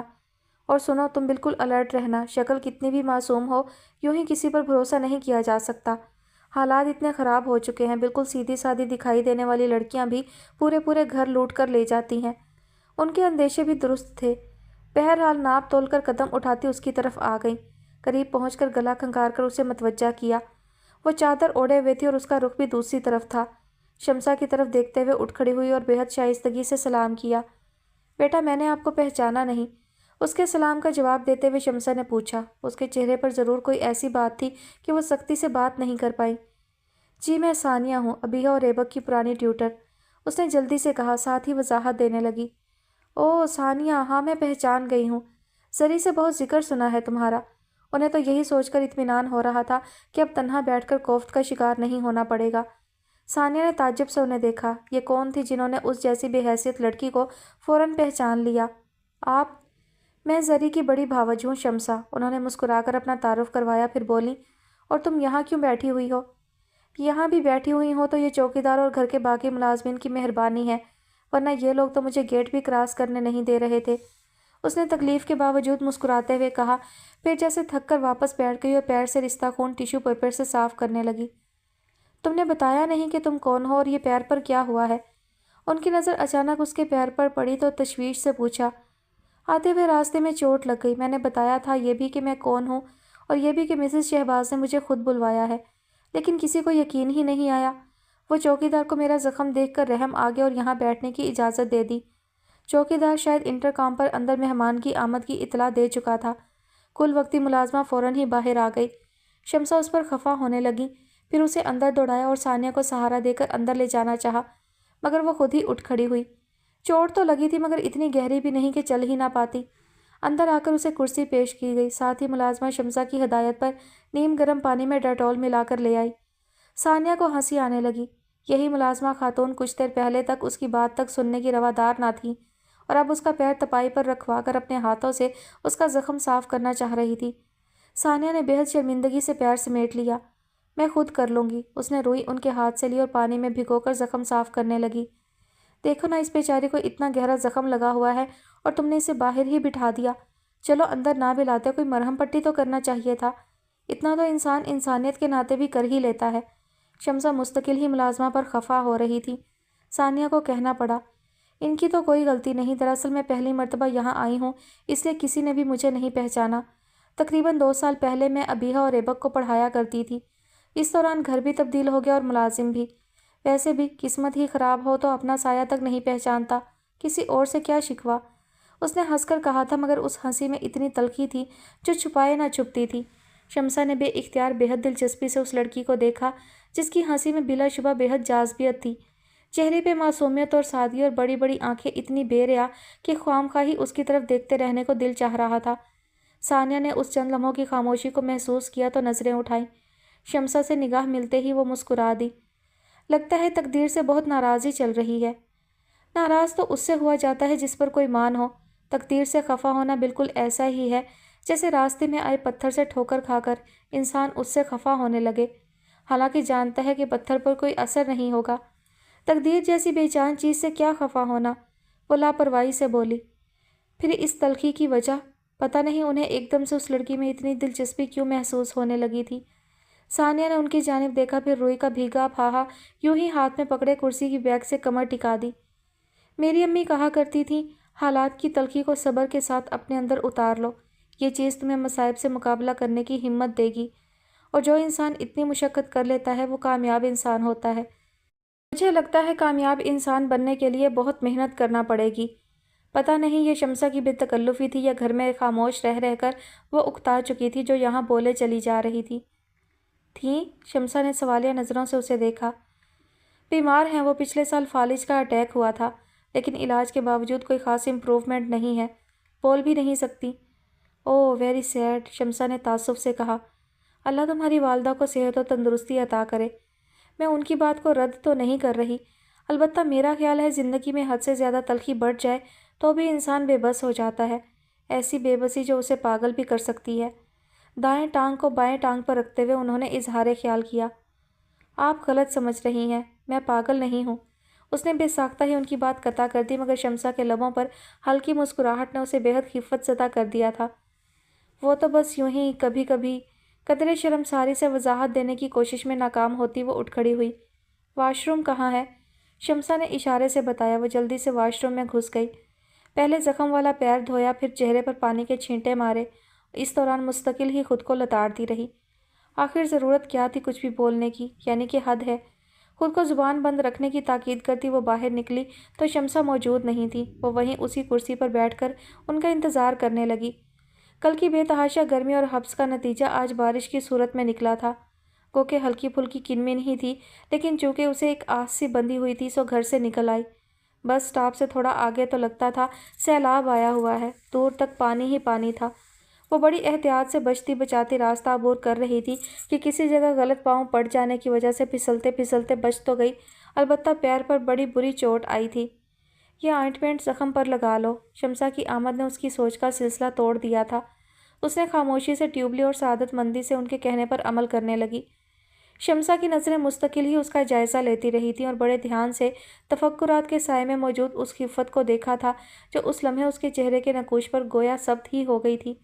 اپنی محظوظ کن مسکراہٹ کو چھپاتے ہوئے انہوں نے ادھر ادھر کے موضوعات چھیڑ دیے تھے جنہوں نے ثانیہ کے اعتماد کو بحال ہونے میں خاصی مدد دی تھی۔ وہ بھاگتے بھاگتے ٹھٹک کر رک گئی تھی۔ بری طرح ہانپتے ہوئے اس نے ادھر ادھر دیکھا اور حیران ہوئی۔ وہ طویل اور سنسان سڑک جسے وہ اپنی منزل پر پہنچنے کا راستہ سمجھ رہی تھی اس جنگل تک آ کر جانے کہاں غائب ہو گئی تھی۔ واپسی کے راستے تو وہی ہوتے ہیں جن سے سفر کا آغاز ہوتا ہے، مگر سڑک کہیں دکھائی ہی نہ دے رہی تھی۔ یہاں تو درخت ہی درخت تھے جن کے گھنے پتوں نے آسمان کا چہرہ چھپا دیا۔ سڑک کہاں گئی؟ پیچھے مڑ کر دیکھنے پر جب کچھ دکھائی نہ دیا تو اس نے حیرانی سے خود سے پوچھا، مگر تشویش میں مبتلا نہیں ہوئی۔ اس اجنبی جنگل میں مانوسیت کا احساس بہرحال موجود تھا، مگر اسے بے چینی لاحق ہوئی۔ گھنے درختوں میں سائیں سائیں کرتی شام تاریکی میں ڈھل رہی تھی۔ اس نے سوچا مکمل اندھیرا ہونے سے پہلے اسے پہنچ جانا چاہیے۔ کہاں پہنچ جانا چاہیے؟ اس نے خود سے یہ نہیں پوچھا اور ناک کی سیدھ میں چل پڑی، لیکن چند قدم چلتے ہی اسے پھر رکنا پڑا۔ جنگلی پھولوں کے جھنڈ میں اسے کسی کی موجودگی کا احساس ہوا تھا۔ گو کہ اسے آگے جانے کی جلدی تھی، مگر تجسس کے ہاتھوں مجبور ہو کر وہ اس طرف آ گئی۔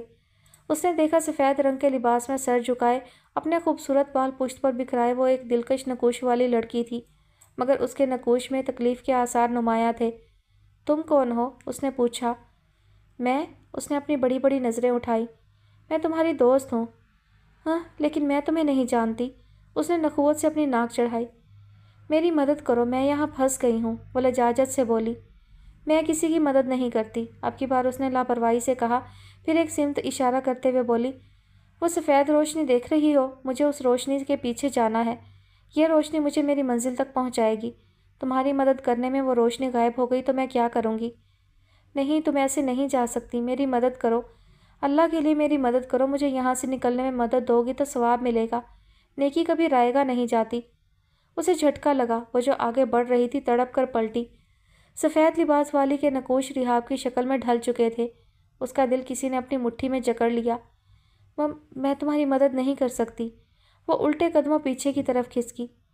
میری مدد نہیں کرو گی تو مرو گی، اس بے حسی کا کفارہ تمہیں ادا کرنا پڑے گا، دیکھ لینا۔ کہیں بجلی کڑکی تھی اور بادل پوری قوت سے گرجے تھے، ساتھ ہی گھپ اندھیرے نے اس پر قبضہ جما لیا۔ صرف رحاب تھی جس کے سفید لباس کی روشنی اس تک آ رہی تھی، مگر اس کا چہرہ مسخ ہو چکا تھا، لمبے لمبے دانت، پگھلی ہوئی جلد، باہر کو ابلتی آنکھیں۔ وہ قدم قدم گیتی کی جانب بڑھ رہی تھی۔ اس نے بھاگنا چاہا، نہیں بھاگ پائی، چیخنا چاہا، نہیں چیخ سکی۔ تم مرو گی گیتی، سچ مچ مرو گی، تم نے مجھے مار دیا، اب تمہاری باری ہے۔ اس نے اپنے لمبے لمبے ناخن اس کی گردن پر مارے۔ گیتی پوری قوت سے چیخی اور اس کی آنکھ کھل گئی۔ کمرہ روشن تھا، لیکن کھلی کھڑکی سے جھانکتے آسمان پر بادل گرج رہے تھے۔ وہ بدحواس ہو کر اٹھی اور کھڑکی بند کر دی۔ کیا ہوا گیتی؟ ریشم حیران پریشان اس کا ہراساں چہرہ دیکھ رہی تھی۔ وہ آ جائے گی ریشم، وہ مجھے مار دے گی، اس نے سراسیمگی سے کہا۔ کون؟ ریشم اس کے قریب آئی، لیکن تب تک گیتی کسی حد تک صورتحال سمجھ چکی تھی۔ اس نے چہرے پر ہاتھ پھیرا۔ بدحواسی کے عالم میں ہی صحیح اسے بہت کچھ یاد آ رہا تھا، رحاب سے ملنے جانا اور پھر ہراساں ہو کر بھاگنا، لیکن اس کے بعد کیا ہوا اسے یاد نہیں آ رہا تھا۔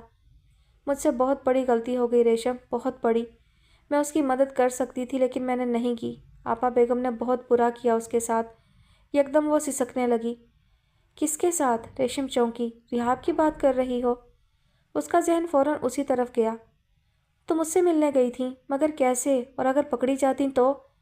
میری کوئی غلطی نہیں ہے ریشم، لیکن اسے اب کون سمجھائے گا یہ بات؟ وہ مجھے کوس رہی تھی، اتنی بد دعائیں دے رہی تھی، میں کیا کروں؟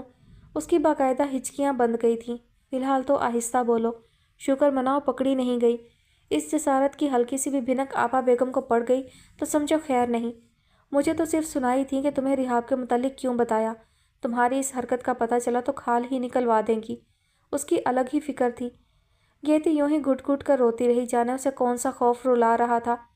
ریشم کو حیرت ہونے لگی، بڑی سے بڑی بات پر بھی اس نے کبھی گیتی کو آنسو بہاتے نہیں دیکھا تھا۔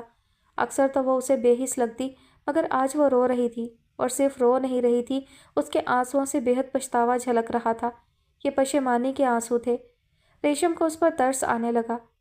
تم بلا وجہ پریشان ہو رہی ہو، رحاب زخمی تھی، خود بھی دکھی اور پریشان، تو اسے اندازہ بھی نہیں ہوگا اپنی پریشانی میں اس کے منہ سے کیا الفاظ نکل رہے ہیں۔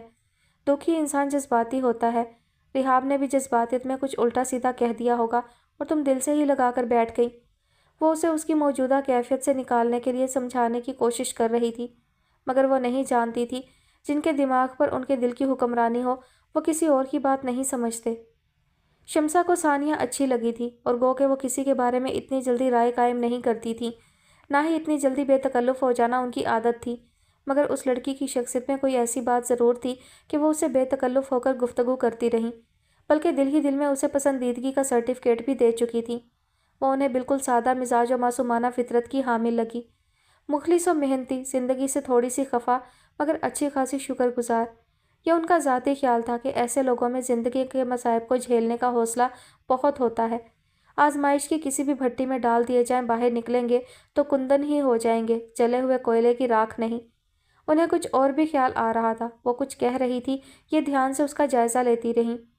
اچھی خاصی خوش شکل تھی، پریشانیوں کا بوجھ کندھوں اور مصائب کا تفکر چہرے پر نہ ہوتا تو بلا شبہ خوبصورت کہلائی جاتی۔ ان کا دل پسیجنے لگا۔ یہ اللہ بھی کیا کرتا ہے، خوش بختی کا ایک معیار تو خوبصورتی بھی ہے، پھر اس معیار پر پورا اترنے والے خوش بخت کیوں نہیں ہوتے؟ وہ نرم دل تو تھی ہی، آج کل دعا کی آس بہت رہنے لگی تھی۔ سوچ لیا کسی بھی طرح اس لڑکی کو ملازمت ضرور دلوانی ہے، خواہ اس کے لیے جہانگیر صاحب سے اصرار ہی کیوں نہ کرنا پڑے۔ مگر اس کی نوبت ہی نہیں آئی، جہانگیر لاچاری پہلے ہی سوچ چکے تھے۔ بہن کی بات تو ساری زندگی رد نہیں کی تو اب کیوں کر سکتے تھے۔ وہیں زری کے گھر پر ہی اس لڑکی کا غیر رسمی انٹرویو لے کر اگلے دن آفس بلوا لیا، لیکن شمسا کی تسلی ہی نہیں ہو رہی تھی۔ آپ نے ثانیہ کو کس پوسٹ کے لیے سلیکٹ کیا ہے؟ میں چاہتی ہوں آپ اسے جہاں بھی ایڈجسٹ کریں، بس اس کی سیلری بہت اچھی ہونی چاہیے۔ انہوں نے فوراً ہی کہہ دیا۔ زری بھی تائید کرنے لگی۔ بالکل، بیچاری بہت ضرورت مند ہے۔ جہانگیر لاچاری نے باری باری دونوں کو دیکھا اور بولے، ضرور محترمہ نے اپنی نام نہاد مجبوریوں اور ضروریات کے قصے سنائے ہوں گے۔ مجھ سے تو اس بیچاری نے کچھ بھی نہیں کہا، دراصل آپ کے یہاں جاب دلوانے کا آئیڈیا بھی میرا ہی تھا۔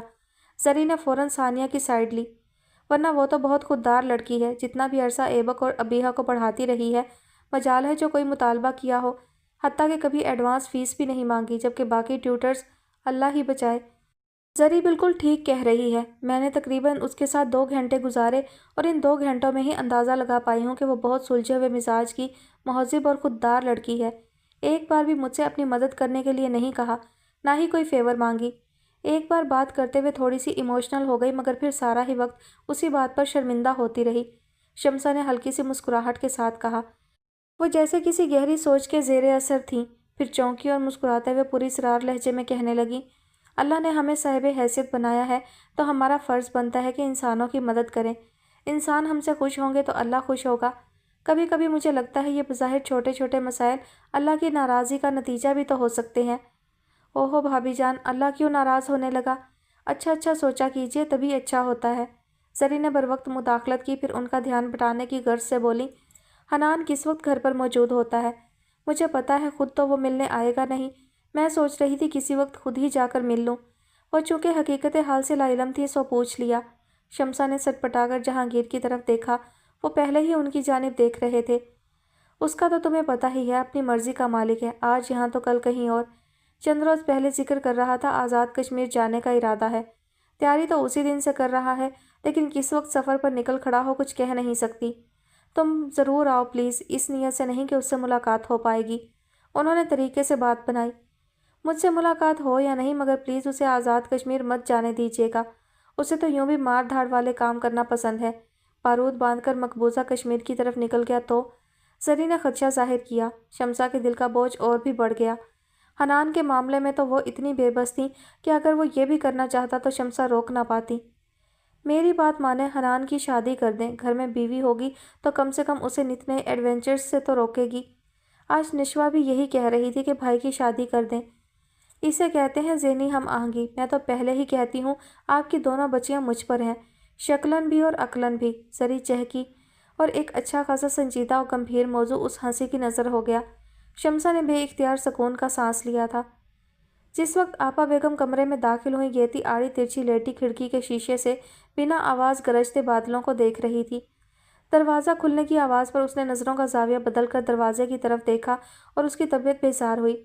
آپا بیگم سے ایسی نفرت آج سے پہلے کبھی محسوس نہیں ہوئی تھی۔ اب کیسی طبیعت ہے گیتی؟ ٹھیک ہوں، اس نے اٹھ کر بیٹھتے ہوئے کہا، لیکن آپا بیگم کی جانب دیکھنے سے دانستہ گریز کیا۔ تمہیں ہوا کیا تھا؟ مجھے تو گوشی نے ہی اطلاع دی کہ تم کاریڈور میں بے ہوش پڑی ہوئی ملی۔ کہیں نشہ وشہ تو شروع نہیں کر دیا؟ یہ مذاق تھا یا سنجیدگی؟ گیتی سمجھی نہیں، سمجھنے کی کوشش بھی نہیں کی۔ ایسی بات نہیں ہے، اس نے تیزی سے سر نفی میں ہلایا۔ جس روز زیادہ تھکاوٹ ہو جائے اس روز نیند میں چلنے لگتی ہوں۔ عموماً جلدی آنکھ کھل جاتی ہے، آج صبح بھی شاید یہی ہوا تھا، لیکن آنکھ نہیں کھلی اور پتہ نہیں کیسے۔ چہرے سے پسینہ پہنچتے ہوئے اس نے اپنا سر دونوں ہاتھوں میں تھام لیا۔ اس کے حلق میں کوئی گولا سا اٹک رہا تھا۔ وحشت کا ایک طوفان تھا جس نے اندر باہر سے اسے اپنی لپیٹ میں لینا شروع کر دیا تھا۔ اس کا دل چاہ رہا تھا اس عورت کا چہرہ نوچ ڈالے، اس کے وجود پر تیل چھڑک کر آگ لگا دے، مگر کہتی تم ٹھیک ہو؟ اس نے آپا بیگم کو کہتے سنا جواب نہیں دیا۔ اس کی نظریں اپنے ہاتھوں پر تھیں، اس کے ہاتھوں میں لرزش تھی۔ اس کے ہاتھ اس عورت کی گردن کی طرف لپکنا چاہتے تھے جو چند قدموں کے فاصلے پر کھڑی اس کے لیے فکر مند ہو رہی تھی۔ گیتی، میں ٹھیک ہوں، اس نے اپنے ہاتھوں پر ضبط کرتے ہوئے بمشکل کہا۔ میں ڈاکٹر کو بلواتی ہوں۔ آپا بیگم کی تشویش بڑھ رہی تھی۔ میں ٹھیک ہوں، میں نے کہا نا میں ٹھیک ہوں۔ وہ یکدم حلق کے بل چنگھاڑی تھی۔ اس کا رد عمل اتنا غیر متوقع تھا کہ آپا بیگم چند لمحوں کے لیے دم بخود ہی رہ گئیں۔ ان کی پرسوچ نظریں گیتی کے چہرے پر تھیں۔ اس کے چہرے پر وحشت اور آنکھوں میں نمی تھی۔ کمرے میں چند لمحے بڑی خاموشی مگر معنی خیزی سے گزر گئے۔ آئی ایم سوری، پلیز، اس نے آہستگی سے کہتے ہوئے اپنا چہرہ پونچھا۔ آنکھیں رگڑی مگر آنسو امڑتے چلے آ رہے تھے۔ اسے خود پر ضبط مشکل ہونے لگا۔ میری طبیعت ٹھیک نہیں ہے آپا بیگم، پلیز آپ مجھے اکیلا چھوڑ دیں، روندی ہوئی آواز میں اس نے جیسے التجا کی تھی۔ ڈاکٹر، آپا بیگم کہنے چاہا مگر گیتی نے سختی سے نفی میں سر ہلا دیا۔ مجھے ڈاکٹر کی ضرورت نہیں ہے، بس مجھے نہیں پتا میں کیا چاہتی ہوں، آپ مجھے اکیلا چھوڑ دیں، اللہ کے لیے۔ وہ پھوٹ پھوٹ کر رونے لگی۔ آپا بیگم کی الجھن سوا ہونے لگی۔ انہوں نے کچھ کہنا چاہا، پھر ارادہ بدل دیا۔ ٹھیک ہے، تم آرام کرو، الجھن زدہ لہجے میں کہتی وہ دروازے کی طرف چلی گئی، مگر دروازے میں رک کر ایک مرتبہ پھر پلٹ کر اسے دیکھا۔ اپنے ہاتھوں میں سر گرائے وہ مستقل رو رہی تھی۔ دروازہ بند ہونے کی آواز اس نے سنی مگر سر نہیں اٹھایا۔ اس کا دل اتنا بوجھل ہو رہا تھا کہ وہ 2 دن بھی روتی رہتی تو ہلکا نہ ہوتا، مگر یہ اس کی غلط فہمی تھی۔ کچھ دیر اچھی طرح رو چکنے کے بعد اس نے سر اٹھایا۔ کمرے میں حبس تھا اور وحشت بھری خاموشی کمرے کی دیواروں سے سر ٹکراتی پھر رہی تھی۔ اس نے بے حد سراسیمگی کے عالم میں اٹھ کر کھڑکی کا شیشہ ہٹا دیا۔ یخ نم ہوا اس کے وجود سے ٹکرا کر کمرے میں بکھرنے لگی۔ گیتی آرا مدتوں بعد سانس لے رہی تھی۔ باہر بادلوں کی گرج تھی اور بجلی کی چمک۔ سر پھری ہوا درختوں کے پتوں پر تلواریں چلاتی گزر رہی تھی۔ میری بربادی کی ذمہ دار تم ہو گیتی، کوئی اس کے قریب چلایا تھا۔ تم پچھتاؤ گی، اللہ کرے تم پچھتاؤ۔ وحشت ناک ہوا پھنکاری۔ گیتی خوفزدہ ہو کر پیچھے ہٹی۔ اللہ کرے تمہیں ایسی سسکتی ہوئی موت آئے کہ دنیا عبرت پکڑے۔ رحاب کی آواز اس کا گلا گھونٹنے چلی آئی تھی۔ کیڑے پڑے تمہاری میت کو، مرنے کی دعا مانگو تو موت نہیں آئے گی۔ میں نے کچھ نہیں کیا، وہ سسکی۔ باہر بادل گرج رہے تھے، بجلی کی کڑک سے دل کانپنے لگتا، درختوں کی شائیں شائیں، ہوا کا طوفان۔ تم مرو گی گیتی، تم پچھتاؤ گی، اللہ کرے تم پچھتاؤ۔ آوازیں اتنی تیز تھیں کہ اسے اپنا دم گھٹتا محسوس ہونے لگا۔ میں نے کچھ نہیں کیا رحاب، مجھے بددعائیں مت دو۔ اس نے اپنے کانوں پر سختی سے ہاتھ رکھے کہ ہاتھوں کی رگیں کھنچ گئیں۔ اب سناٹا چھا گیا تھا، اس کی سماعت سے کوئی آواز نہیں ٹکرا رہی تھی۔ اس نے دھیرے دھیرے آنکھیں کھولیں، آہستہ آہستہ ہاتھ ہٹائے۔ ہمارا ایک اصول ہے، وعدے سے نہیں پھرتے، اور میرا تم سے وعدہ ہے، تم جب بھی یہاں سے جانا چاہو گی تمہیں جانے دیا جائے گا۔ اسے ایک باز گشت سنائی دی تھی۔ وہ چوکی اور دیوار کے ساتھ لگی نیچے بیٹھتی چلی گئی۔ جھوٹ بولا تھا اس نے، وہ مجھے کیوں جانے دیں گے؟ رحاب کو جانے دیا؟ میرا بھی وہی حشر ہوگا، وہی حشر آپا بیگم، میں تمہیں زندہ نہیں چھوڑوں گی۔ باہر کھل کر میंہ برس رہا تھا، بادل گرج رہے تھے، ہوا شور مچا رہی تھی۔ اندر اس کی مایوسی اپنی آخری حدود کو چھونے لگی تھی۔ رحاب کے انجام نے اس کو ایک نئے موڑ پر لا کھڑا کیا تھا، اور یہ موڑ کون سا تھا وہ نہیں جانتی تھی۔ تبھی اسے کچھ خیال آیا تھا، ذہن میں کوئی کوندا سا لپکا تھا۔ وہ تیزی سے بیڈ کی جانب لپکی، ادھر ادھر ہاتھ مارنے کے بعد بلاخر اسے اپنا موبائل فون مل گیا۔ وہ بڑی بے فکری سے ایک نمبر ملانے لگی تھی۔ جی تو ڈیئر لسنرز، آج کے ایپیسوڈ کا اختتام ہوتا ہے یہیں پر، اور آج کی ایپیسوڈ بھی بہت ایموشنل تھی۔ تیمور نے جو کیا اچھا نہیں کیا، مجھے اس کا بہت دکھ ہے۔ مطلب ان کی کہانی میں مجھے لگ رہا تھا ٹریجڈی ہوگی، آنیا کوئی انتہائی قدم اٹھائے گی، مگر تیمور کی جانب میرا بھی دھیان نہیں تھا کہ وہ ایسا کوئی قدم اٹھائے گا۔ مجھے تو لگتا تھا کہ جیسے تیمور جو ہے وہ شاہ نواز کی جگہ لے لے گا آفس میں اور وہاں پہ کام کرنے لگے گا، لیکن کہانی نے تو بالکل ہی پلٹا کھا لیا ہے۔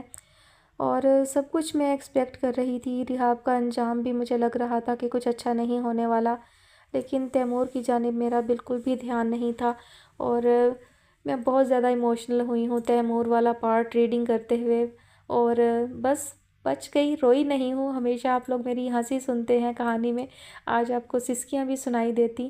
ہوتا ہے، اکثر ہوتا ہے کہ کچھ ناول، کچھ ڈرامے، کچھ فلمیں، کچھ کہانیاں، ان کے کردار ایسے ہوتے ہیں جن سے ہم ایموشنلی اٹیچ ہو جاتے ہیں۔ تو تیمور کا کردار بھی کچھ ایسا ہی تھا، اس کا اپنی بہنوں کے لیے فکر مند ہونا، ہر وقت ہنستے ہنساتے رہنا، وہ بہت اچھا لگتا تھا۔ اور اس کی تکلیف کا بھی مجھے اندازہ تھا کہ جب وہ واپس لوٹے گا اور آنیا کی حرکت کا پتہ چلے گا تو وہ بہت دکھی ہوگا، لیکن وہ اس قدر رنجیدہ ہوگا اور اتنا انتہائی قدم اٹھا لے گا، یہ مجھے بالکل اندازہ نہیں تھا۔ خیر، کہانی ہے، اور زندگی میں بھی اکثر ایسا ہی ہوتا ہے۔ زندگی میں تلخیاں اور اس قسم کی تلخیاں برداشت کرنا آسان نہیں ہوتا، تو ہو جاتا ہے، ایسا ہوتا رہتا ہے۔ یہ کہانیاں بھی ہماری حقیقی زندگی سے ہی جڑی ہوتی ہیں، اور گھروں کا انجام جو ہے وہ کیسا ہوتا ہے یہ بھی ہم بہت اچھی طرح جانتے ہیں۔ جن گھروں سے لڑکیاں فرار ہو جاتی ہیں، پیچھے والوں کی زندگی میں کون کون سے مصائب آتے ہیں، کن مشکلات کا وہ شکار ہوتے ہیں، ان سب باتوں سے، حالاتوں سے ہم بہت اچھی طرح سے واقف ہیں۔ انشاءاللہ نیکسٹ ایپیسوڈ کے ساتھ جلد حاضر ہوں گی، تب تک اپنا بہت سارا خیال رکھیے گا، مجھے اپنی دعا میں یاد رکھیے گا۔ اللہ حافظ۔